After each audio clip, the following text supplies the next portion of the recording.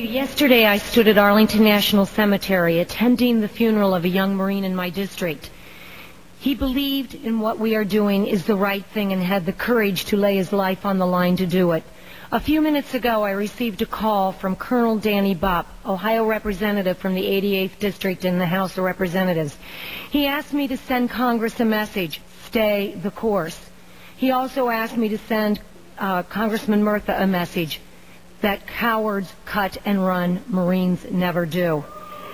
Danny and the rest of America and the world want the assurance from this body that we will see this through. The House will be in order. The House will be in order. The House will be in order. The House will be in order. The House will be in order. Our duty. The political and personal aspects of war. The war in Iraq, perhaps the most polarizing event of our time. In January of 2007, President Bush ordered a troop surge with the hopes of stabilizing the country. But the effects of this decision go beyond Congress and Washington.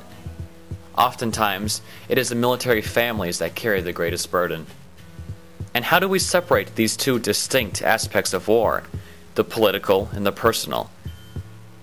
During the past 5 years, the war has been a central concern for politicians and the American people. This concern is reflected in the upcoming presidential campaign, as candidates put forth their ideas and solutions for the war.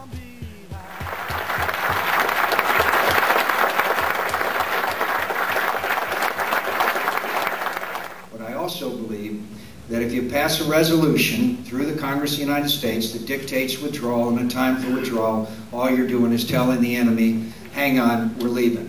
Hang on, we're leaving.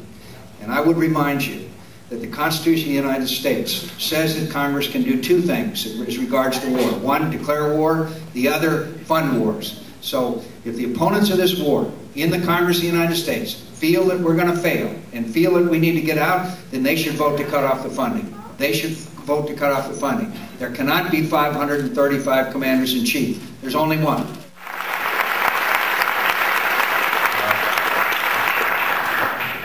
All of us recognize that there are times where we have to go to war. There are times where our young men and women have to make sacrifices. But we have a solemn obligation, if we are going to go to war, that we're going to war based on sound intelligence, that we're going to war on the basis of a legitimate cause. We have a solemn obligation to send our young men and women over there with a strategy that has the possibility of success. And that when they come home, we're going to treat them with the respect and the honor that they deserve. And we have failed on all those fronts. And it is time to end this war and bring our troops home. It's time to bring them home. Last week in Dubuque, Senator Obama said he wants to pull out troops by the end of this year. What's going to happen if that follows through? Chaos. Chaos, genocide. We lose. That's what I've been saying over and over and over again. And you tell the enemy, hey, we're leaving. The ramifications of these political decisions can be seen not only in Washington and the campaign trail, but in small-town America. The soldiers and their families deal with their fears and sorrow every day. Some are outspoken critics. Others quietly keep their grief inside. Some oppose the war. Some support the war. There was a soldier that wrote an article, and I wished we had the permission to put it out in our paper. And he said it just as clear as can be. You cannot support me if you cannot support my mission. And that's as simple as it is. You know, I don't care what your feelings are against Bush, or for Bush, against this war. But when you start bashing everything that goes on over there and the money that's being spent over there, you're bashing my soldier. How do you separate your political views with your personal views? Yeah, you do. You have to. The only thing I'll say is this talk about pulling the troops out, that's a slap in the face to our soldiers. Yeah. That's really a low blow. You might as well say, well, you know, you got shot at, you got bombed, you got bombs going off alongside of you. It was all for nothing. Well, what and about it's the ones all that for died? something. Yeah. And then what do you do Or for the ones that have severely passed injured. on?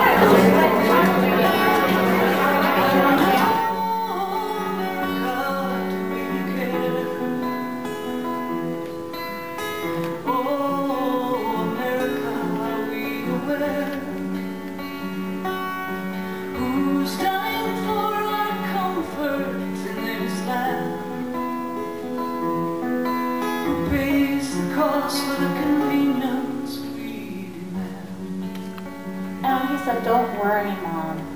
Sergeant told me that even if there is a war, I will never see combat.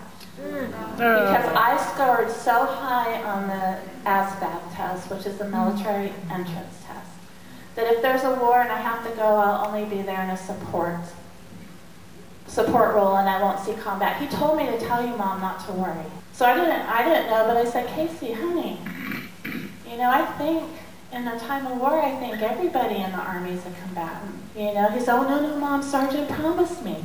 Casey was so honest, he trusted everybody. And Casey was in Iraq 5 days before he was killed in combat. It wasn't an IED, it wasn't an accident on post, it wasn't a stray mortar round, it was in combat that he was killed, and he was a Humvee mechanic. My son's over there. He knows his job. He's doing it well. He's safe so far. You know, and it would just kill me if something did happen to them over there. But I From feel... the government's point of view, it worked out great for them to keep these guys over here because they're already trained. It's less expensive to send new ones over there and these guys back. And, you know, they save millions of dollars by doing this to our kids. Does it suck? Yes. But that's their job. That's what they signed up for. The president is their boss. He says stay, they stay. In January, another local military family allowed us to join in on their son's going away party. Army Specialist Brandon Hall will be deployed to Iraq in April 2007.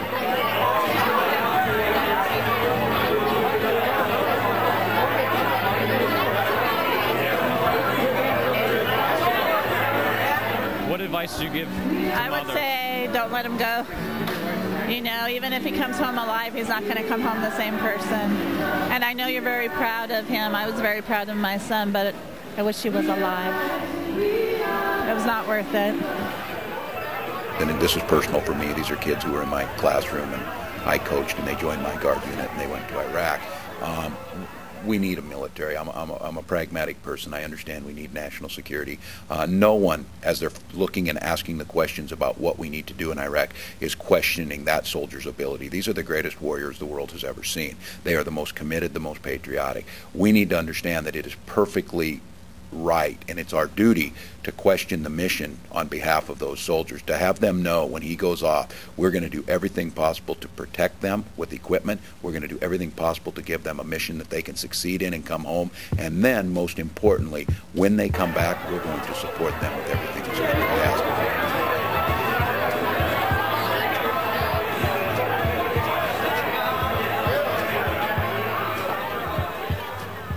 Scary over there. There ain't no doubt about it. And it's ugly over there. There's no doubt about it. But these soldiers have done good by those people. The war in Iraq will continue to be the most pressing issue of our time. There are no easy solutions, no black and white answers. Only countless opinions, dilemmas for our politicians, and a heavy burden on military families. It's the duty of the soldiers to serve. It's the duty of the politicians to debate. And it's our duty as the American people to decide what is right.